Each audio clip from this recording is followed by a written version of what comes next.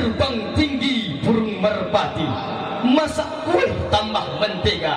Kepada ayah dan ibu wajib berbakti sebagai jalan menuju syurga.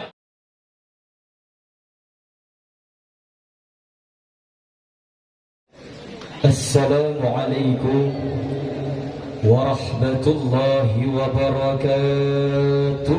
Waalaikumsalam warahmatullahi wabarakatuh. Bismillah walhamdulillah, wassalatu wassalamu ala rasulillah Sayyidina wa maulana Muhammad ibn Abdillah wa ala alihi wa sahbihi wa bawala. Allahumma rabbi syrah li sadri wa yassir li amri wahlul 'uqdatam min lisani yafqahu qawli. Amma ba'du. Yang terhormat kepada seluruh santriwan dan santriwati sebagai generasi di masa yang akan datang. Hadirin sidang thalabah yang dimuliakan oleh Allah. Berbicara kebaikan mengenai haji, kecewa orang miskin mereka tak dapat naik haji. Berbicara kebaikan mengenai sedekah, kasihan orang fakir mereka tak punya harta untuk bersedekah. Tapi Allah berikan satu peluang kebaikan kepada setiap umat manusia. Tak ada manusia yang dilahirkan tanpa orang tua. Seluruh kita memiliki orang tua, maka dia adalah peluang untuk kita berbuat kebaikan. Maka pada kesempatan kali ini saya akan mengangkatkan sebuah topik syarahan yang berjudul pengabdian diri kepada orang tua adalah kunci kesuksesan. Hadirin sidang thalabah yang dimuliakan oleh Allah. Allah Subhanahu wa taala berfirman di dalam kitab sucinya Al-Qur'an, surah Al-Luqman ayat 14. Allah berfirman, A'udzu billahi minasyaitonir rajim. Bismillahirrahmanirrahim. Wassaynal insana biwalidayhi hamalathu ummuhu wahnan ala wahnin wa fisaluhu fi amaini an ishkurli wa liwalidayya wa ilayyal masir. Kami perintahkan kepada manusia agar berbuat baik kepada kedua orang tua, karena ibunya telah mengandungnya dalam keadaan lemah yang bertambah-tambah dan telah menyapihnya dalam usia 2 tahun. Bersyukurlah kepadaku, bersyukurlah kepada kedua orang tuamu, kepadaku tempat kembali. Hadirin sidang thalabah yang dimuliakan oleh Allah.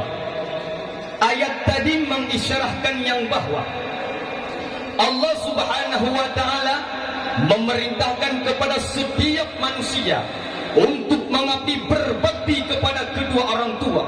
Kenapa? Karena pintu surga yang paling mudah dimasuki oleh setiap anak adalah melalui pintu ridha orang tua. Orang tua itu pintu surga yang paling mudah kita masuki. Sekarang, hari ini, banyak orang yang lalai dalam tanda kutip dengan ibadah, sibuk dengan majelis taklim, banyak bersedekah, naik haji, umrah. Bukan tidak baik, bagus. Tapi kita lupa ada surga di rumah kita, surga yang menjalan kau merindu.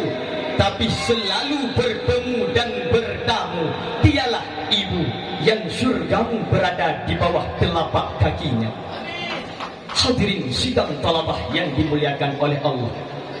Ironisnya, bila kita lihat kejadian akhir zaman, manusia di akhir zaman ini, tangan orang bolak-balik dia cium, tapi tangan ibunya sendiri tak pernah sekali tersentuh, tak pernah sekali terjamah, bahkan tak pernah sekalipun tercium.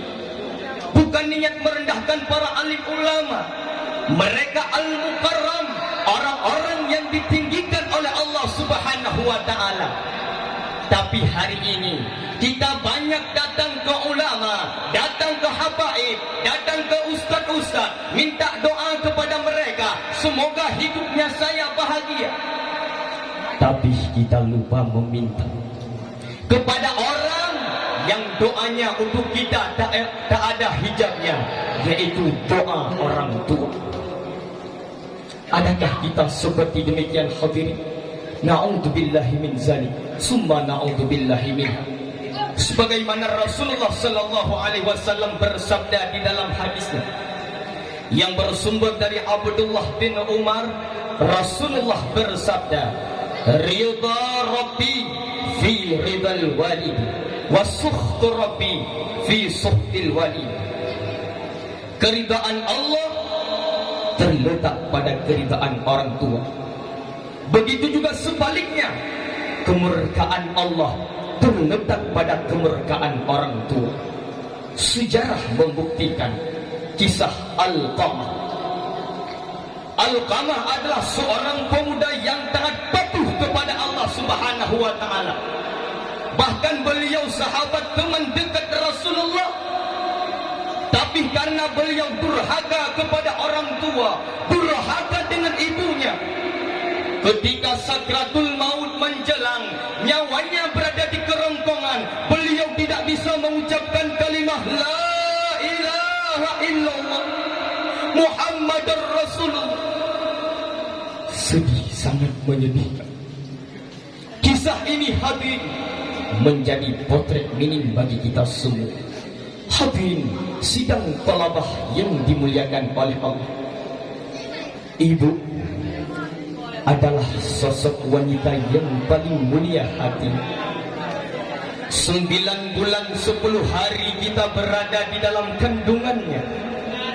Ia selalu merawat kita dengan penuh kasih sayang. Menjelang detik kelahiran si buah hati, ibu sudah siap dengan segala pengorbanannya.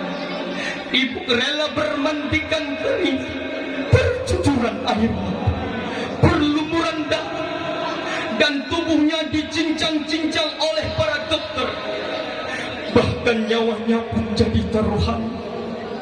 Perjuangan ibu terhadap si buah hati antara hidup dan mati. Begitu juga dengan seorang anak.